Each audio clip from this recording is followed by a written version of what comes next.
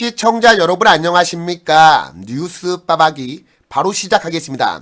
홍준표 대구시장에게 연탄가스 정치인이라고 비판을 받았던 이준석과 유승민이가 이태원 참사를 두고 각각 입장을 밝혔습니다.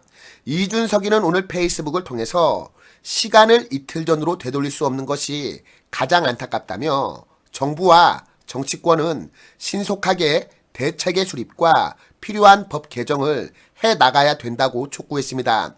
이준석이는 참사 이후 낮과 밤은 뒤바뀌었고 지난 40여 시간 동안 말을 보태지 못했다.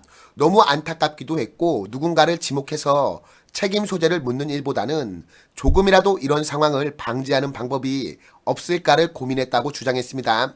지난 13일 성상납 추문과 관련돼 무고죄로 검찰에 송치된 후 이 이준석이가 입장을 밝힌 것은 18일 만입니다. 이준석이는 이태원과의 연고를 강조하기도 했는데 대학을 졸업한 뒤 한국에 돌아와서 부모님과 10년을 이태원에서 살았습니다. 사고가 발생한 골목이 아니더라도 위험한 지점은 많다며 지하철 무정차 운행, 고출력, 고성능 스피커 설치, 재난 문자 활용, 경찰 인력 확보, 이태원로 차 없는 거리 전환 등을 제안했습니다.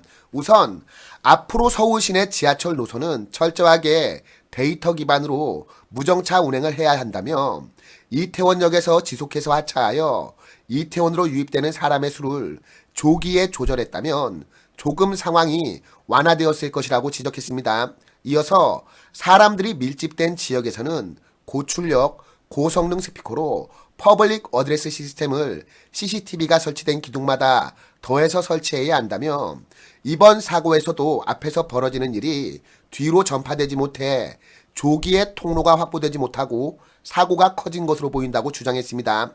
또한 재난 문자는 적극 활용되어야 한다며 이번에도 적극적인 상황 전파, 의료 지원 행위가 가능한 사람의 집결, 귀가 지침 및 교통 안내 등에 적극적으로 재난 문자가 사용되었어야 한다고 했습니다. 그러면서 경찰의 배치는 그 경찰관이 물리적으로 어떤 행동을 하는 것보다 배치만으로 질서 유지에 도움이 되는 측면이 있다.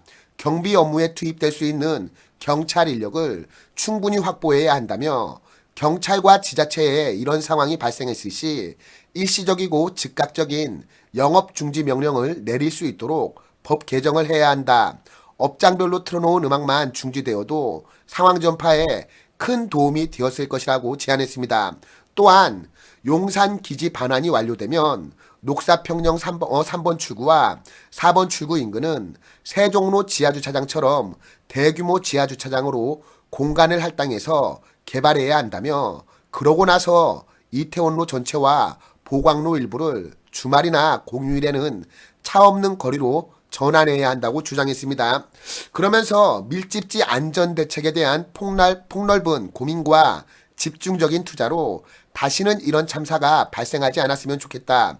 안타까운 마음에 머릿속에 도는 파편들이 많다며 하지만 무엇보다도 시간을 이틀 전으로 되돌릴 수 없는 것이 가장 안타깝다고 덧붙였습니다. 기본적으로 이준석이의 주장은 소잃고 외양간 고치는 격의 주장이지만 이준석이의 식견이라는 게 제가 봤을 때는 정말 한참이나 뒤떨어져 보입니다. 말장난이나 칠 줄 알았지 정치를 할 만한 수준이 아니라는 겁니다. 우선 관계 법령의 미비로 인해서 경찰력이 통제에 나설 수 없었던 게 가장 큰 문제로 지금 지목되고 있지만 역으로 만약 정부가 판단해서 경찰력이 통제에 나섰다고 하면 당장 시민들과 상인들의 거센 반발에 부딪히게 될 겁니다. 아니 도대체 니들이 무슨 근거로 내가 걸어가겠다는데 왜 내 자율적인 도보 통행을 막냐? 국가가 민간을 과도하게 통제하는 거 아니냐? 이게 지금 무슨 경찰 국가냐? 그리고 왜 남의 영업집 장사 방해하냐? 이런 말 안 나오겠습니까? 이런 대형 참사가 생긴 뒤에야 사회적 공감대가 형성이 되고 뒤늦게 관계 법령이 만들어진다는 게 참으로 안타까울 뿐입니다. 그리고 무엇보다 주최 측이 없는 시민들의 자발적인 모임의 경우 공권력에 의한 통제가 강제되게 되면 이 역시 우리 국민의 기본권 문제가 불거지게 되어 있습니다. 애시당초 이번 사태가 벌어지기 이전에 할로윈 축제로 수익을 벌어들이는 이태원 상인회 측에서 경찰 측에게 협조를 요청했어야 합니다. 그게 순리에 맞다고 저는 생각합니다. 아울러 자체적으로 사설 질서 유지팀도 각 업소마다 사람을 격출하거나 회비를 걷어서 가동했어야 합니다. 이와 함께 성숙한 시민의식이 뒷받침되어서 자연스럽게 질서가 유지되고 밀어밀어 일당 같은 자들이 나타나지 말아야 됩니다. 이게 상식적인 거 아닙니까? 모든 것을 정부가 통제하고 강제할 수 있게 된다면 결국 우리 국민들의 기본적인 자유가 침해받게 됩니다. 이 점이 정말 우려스럽습니다. 뭐 어찌되었건 이준석이의 수준이 딱 저 정도구나 하는 생각이 듭니다. 홍준표 시장의 지적대로 이준석, 유승민이가 연탄가스 정치를 하고 있다고 전제하면 유승민이는 번개탄급입니다. 오늘 아주 그냥 대형 사고를 쳤는데 이쯤 되면 이 인간 왜 탈당 안 하나 궁금할 지경입니다. 아니 뭐 하는 소리를 들어보면 국민의힘 탈당하고 당장 민주당에 입당해도 이재명과 어깨를 나란히 하고 있어도 전혀 이상하지 않을 지경이기 때문입니다.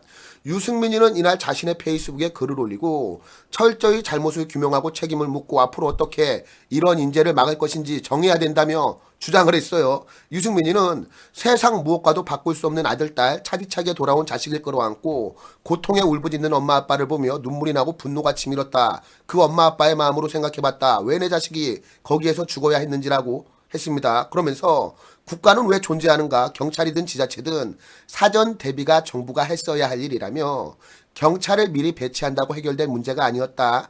선동성 정치적 주장을 해서는 안 된다라고 말한 이상민 행안 장관부터 당장 파면해야 된다고 촉구했습니다. 나아가 전쟁이 난 것도 아니고 건물이 무너진 것도 아닌데 아무런 잘못도 책임도 없을 수는 없다며 며칠 애도만 하고 수습만 하고 지나간다면 또 다른 재앙이 기다리고 있을 것이라고 주장을 했습니다.